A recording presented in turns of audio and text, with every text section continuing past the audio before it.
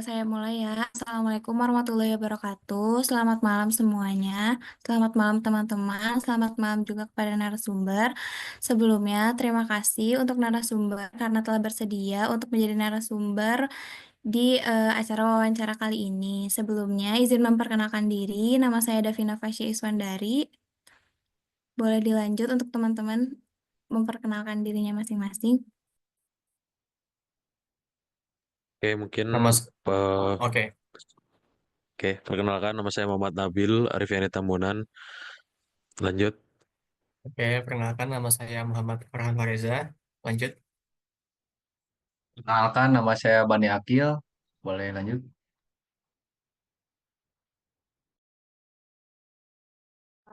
Perkenalkan, nama saya Muhammad Pacrati Gusti Agung. Perkenalkan, nama saya Amelia Putri Syahrali. Perkenalkan, nama saya Ines. Baik, untuk selanjutnya kepada narasumber yang telah hadir, karena kali ini topiknya adalah kita UMKM, kita telah hadirkan narasumber. Kepada narasumber boleh perkenalkan dirinya dan usahanya. Baik, terima kasih atas kesempatannya. Perkenalkan, nama saya Aldi Muhammad Rizky Roman Anugrah. Saya memiliki usaha kecil-kecilan ya, pet shop. Gitu. Salam kenal semuanya.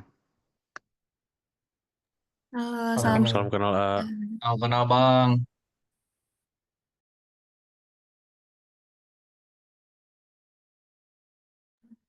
Baik, mungkin akan saya mulai ya untuk beberapa pertanyaan yang akan saya berikan dan teman-teman saya berikan. Mungkin dari yang pertama, apa sih yang menjadikan motivasi, eh, apa yang menjadikan kenapa bisa mulai buka usaha ini? Apa sih yang memotivasinya gitu untuk buka pet shop? Ya, jadi pada awalnya, ya tentunya untuk membuka usaha ini, motivasi utamanya adalah mencari nafkah ya, mencari pundi-pundi uang untuk menjadi penghasilan. Namun, kenapa latar belakang kenapa saya membukanya itu adalah pet shop? Karena saya memiliki kucing dan kalau mau ngasih makan agak ribet di sekitar rumah saya nggak ada pet shop gitu pada waktu itu. Jadi saya harus mencari untuk makanan kucingnya agak jauh dan berpikir kenapa nggak saya buka aja gitu untuk menjual pakan kucing, anjing dan binatang peliharaan lainnya gitu. Jadi saya melihat kesempatan di situ seperti itu. Eh, saya ada pertanyaan lanjutan. Kalau dalam mengelola stok barang dan kebutuhan hewan, sistem atau strategi apa yang AA terapin agar operasionalnya tetap efisien? Untuk sistem yang kami gunakan eh, hanya menggunakan sistem biasa saja ya, konvensional. Untuk stoknya kami menggunakan first in first out. Jadi untuk memastikan bahwa stok yang kami punya adalah stok yang paling baru dan jauh dari tanggal kadaluarsa, seperti itu. Dan juga untuk memanage stoknya itu kami melihat langsung di gudang kami. Ada juga sistem yang kami gunakan di aplikasi di Android, seperti itu namanya kasir kasir Android. Di situ kami mencantumkan setiap kali kami membeli barang menjadi stok dimasukkan ke situ, jadi kami bisa melakukan stok off-name dari aplikasi seperti itu.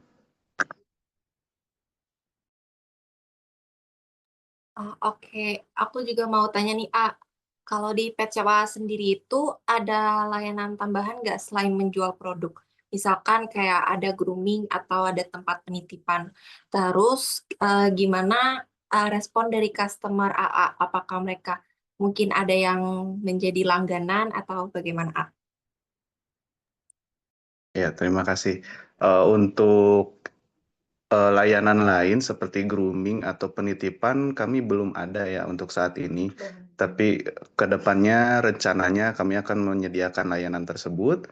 Tapi untuk saat ini mungkin kami bisa membantu orang-orang atau pelanggan-pelanggan yang bisa membantu dalam mengobati kucingnya. Misalkan butuh disuntik atau butuh dikasihkan obat oral ataupun yang diinjeksikan seperti itu.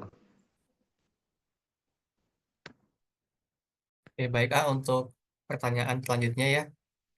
Menurut AA nih, peran sosial media itu dan digital marketing itu penting nggak buat kemajuan bisnis AA? Habis itu biasanya AA tuh pakai platform apa gitu? Oke, untuk saat ini sih kami belum menggunakan platform apapun di media online ataupun toko online itu kami belum mencoba. Tapi ke depannya mungkin kami akan mencoba dan menurut kami itu sangat penting ya. Karena kami melihat toko-toko lain yang pet shop lain yang menyediakan layanan online itu penjualannya naik drastis seperti itu. Jadi mungkin kami rencananya ke depan akan menggunakan platform online.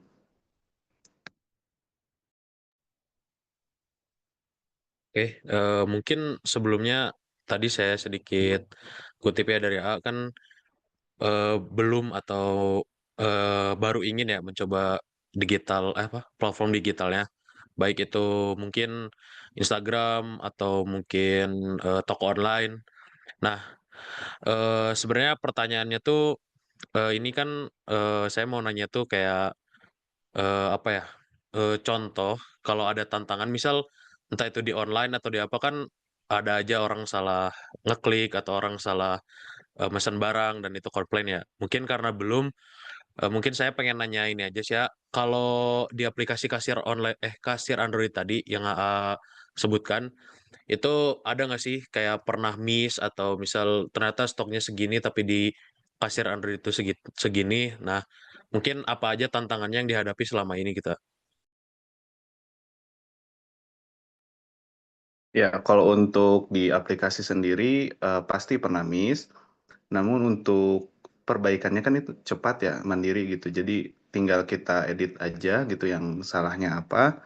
Terus kalau untuk tantangannya mungkin kalau yang untuk pengiriman ya, kan kami juga em, menyediakan pesanan lewat WA untuk sekitar eh, jaraknya yang nggak jauh-jauh amat gitu. Nah, itu kadang ada miss juga, miss ngasih barangnya atau pesanannya, misalkan salah ketik pesanannya rasanya, misalkan contoh nih, membeli makanan kucing merek Live Cat. Eh, Live Cat ini si pelanggan membeli rasa salmon, ternyata kami mengirimkannya rasa tuna. Nah, itu kami menyediakan juga retur atau mengganti barangnya dengan barang yang diinginkan seperti itu.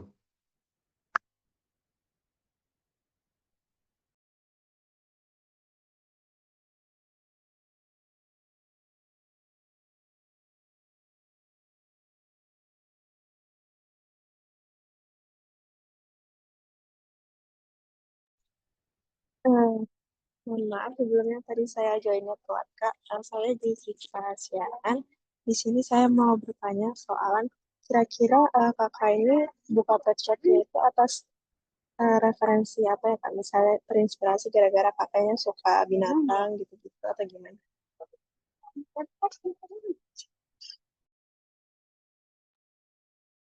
Ya, izin menjawab. Jadi seperti yang saya bilang tadi, jadi saya tuh mempunyai kucing dan juga motivasinya adalah untuk menyediakan makanan dengan cepat. Dan juga saya menyukai hewan dan kebetulan saya juga dulu berkuliah di jurusan peternakan di mana saya berkecimpung dengan hewan gitu. Walaupun bukan hewan peliharaan tapi secara garis besar hewan seperti itu. Oke Kak, terima kasih. Mungkin Sama-sama. selanjutnya pertanyaan dari saya, kan pasti punya pelanggan kan. Nah, gimana sih cara A mempertahankan loyalitas atau mempertahankan lah konsumennya AA, pelanggannya AA di tengah banyak persaingan pet shop yang lain gitu, A. Gitu. Untuk mempertahankan loyalitas pelanggan itu kami mengedepankan keramahan dalam customer service-nya. Jadi kalau ada yang beli, kita layani dengan baik dan memberikan informasi yang betul, akurat, dan juga kita menjual barang-barang dengan harga yang cukup miring gitu. Jadi kami mensurvei dulu pet shop sekitar kita, sekitar kami yang mungkin bisa menjadi potensi apa ya, potensi saingan gitu. Dan kami bersaing di harga. Jadi kami membuat harganya sedikit lebih murah agar pelanggan-pelanggan juga bisa menilai seperti itu.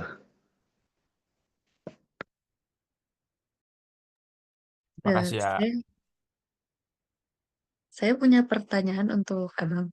Kalau Abang ini pernah terlibat aktif nggak di komunitas pencinta hewan kayak buat event adopsi, catering, atau edukasi? Kalau emang punya atau pernah, seberapa besar pengaruhnya kepada bisnis Abangnya? Kalau untuk saya pribadi, saya tidak berkecimpung di dunia itu. Saya belum pernah mengikuti event uh, apa pecinta hewan dan sebagainya. Tapi saya yakin kalau mengikuti itu akan sangat berpengaruh terhadap penjualan juga karena dalam event-event seperti itu kan biasanya ada koneksi-koneksi gitu ya. Jadi mungkin itu bisa membantu penjualan seperti itu. Tapi kalau saya pribadi belum pernah mengikuti. Tapi Abang ada rencana buat ikut komunitas. Insya Allah ingin ikut rencana. Kalau rencananya saya melihat ke yang mungkin agak unik tuh di komunitas reptil. Nah, itu kan biasanya demand dari pakannya itu besar seperti itu dan mungkin karena reptil kan makanannya makanan hidup dan itu lebih menarik sepertinya gitu.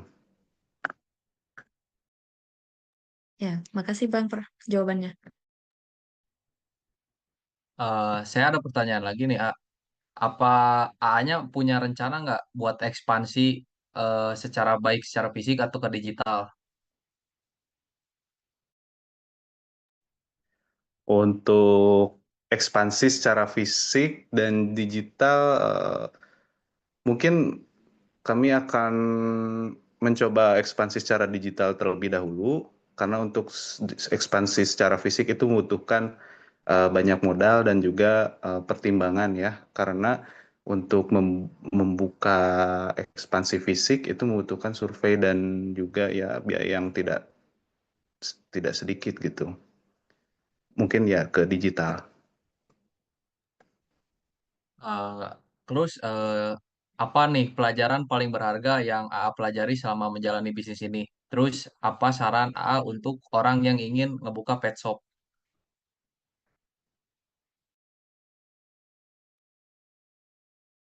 Pelajaran paling berharga mungkin untuk menjual barang-barang seperti ini tuh butuh kesabaran yang lebih ya. Jadi kesabaran adalah eh, nilai yang berharga karena eh, barang-barang seperti makanan kucing atau makanan anjing ya makanan hewan lah atau barang-barang aksesoris hewan itu bukan eh, barang yang primer gitu, bukan barang yang dibutuhkan oleh manusia. Jadi ini pasarnya sangat niche ya. Jadi pasarnya tersegmentasi orang yang memiliki apa binatang peliharaan atau yang orang yang hobi atau pencinta hewan seperti itu. Jadi ya itu Oke, terima kasih ya atas jawabannya. sama-sama.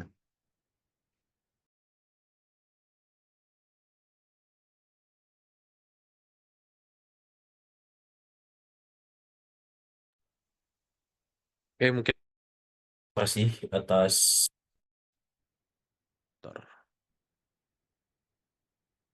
Oke, mungkin terima kasih atas jawaban dari pertanyaan kami. Mungkin sedikit yang saya tangkap dari tadi jawaban-jawaban AA sendiri tentang pet shopnya. Di sini kami izin memberi sedikit saran aja untuk pet shop AA. Eh, mungkin bisa dijadikan acuan atau gambaran.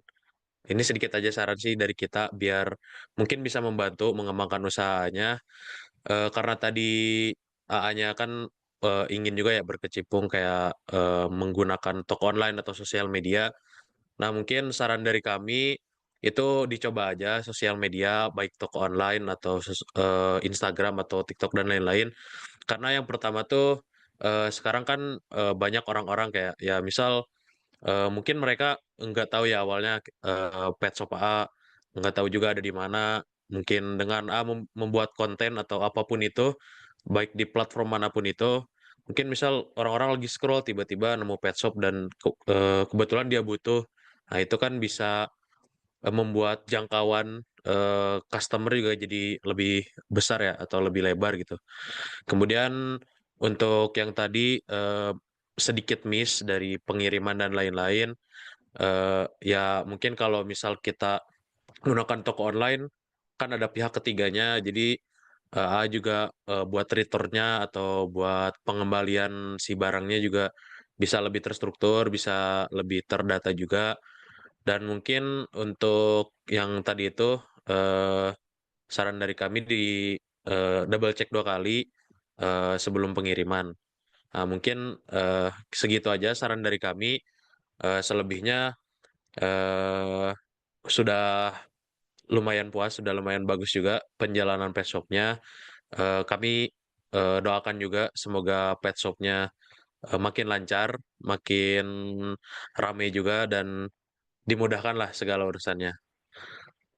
Oke, mungkin dari AA-nya ada sedikit kata-kata terakhir buat kami juga. Ya, terima kasih banyak atas kesempatan, doanya, dan juga harapannya. Eh, terima kasih untuk kata-katanya. Semangat terus dalam menjalani kuliahnya. Dan jangan takut untuk menjadi wirausaha ya.